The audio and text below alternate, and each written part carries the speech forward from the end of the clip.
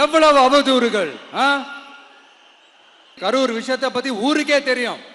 ஆனா போடு, விஜய் மேல பழிய போடு. என்னடா இவ்வளவு பெரிய ஒரு பழிய தூக்கி விஜய் மேல போட்டாலும் மக்கள் விஜய் கூடவே நிக்கிறாங்க. இது என்னடா அதிசயமா இருக்குது அப்படின்ட்டு அது ட்ரை பண்ணி பார்த்தாங்க. அது மக்கள் கிட்ட எடுபடல. சரி, அடுத்து வேற என்ன பண்ணலாம்?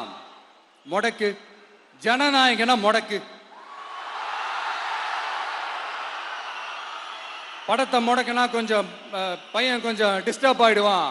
அதனால படத்தை முடக்கி. இது யாரு முடக்கினாங்கன்றது உங்களுக்கே தெரியும். அது நான் சொல்ல வேண்டிய அவசியம் உங்களுக்கு இல்லை.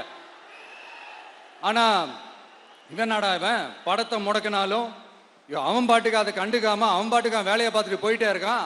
அதுவும் எடுபடலை. சரி, அடுத்து வேற என்ன பண்ணலாம்? போடு, SOPன்னு ஒண்ணு போடு. விஜய்க்கு மட்டும் தனியா ரூல்ஸ், தனியா ரெகுலேஷன்ஸ், தனியா கண்டிஷன்ஸ். அவனுக்கு மட்டும் போடு. மற்ற கட்சிகள்லாம் விடு, விஜய்க்கு மட்டும் தனி கண்டிஷன்ஸ் போடு. அவன் வெளியவே வரக்கூடாது, மக்களை சந்திக்கவே கூடாது. என்னாச்சு? அதுவும் எடுபடல. சரி, அடுத்து வேற என்ன பண்ணலாம்?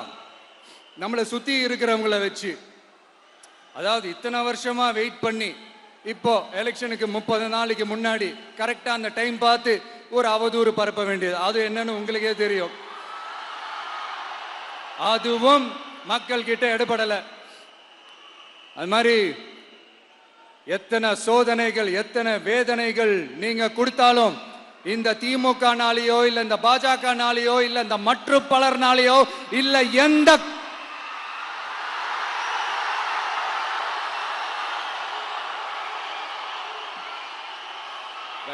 வேற யாராலையும் என்ன மக்கள் கிட்ட இருந்து பிரிக்க முடியாதுன்னு சொல்ல வந்த. அதைத்தான் சொல்ல வந்த. ஒவ்வொரு வீட்டில் இருக்கிற ஒவ்வொரு விஜயும் இருக்கிற வரைக்கும் என்ன மக்கள் கிட்ட இருந்து பிரிக்கவே முடியாது. இப்படி இந்த சொந்த பந்தம் இவ்வளவு ஸ்ட்ராங்கா இருக்கிறதுனாலதான்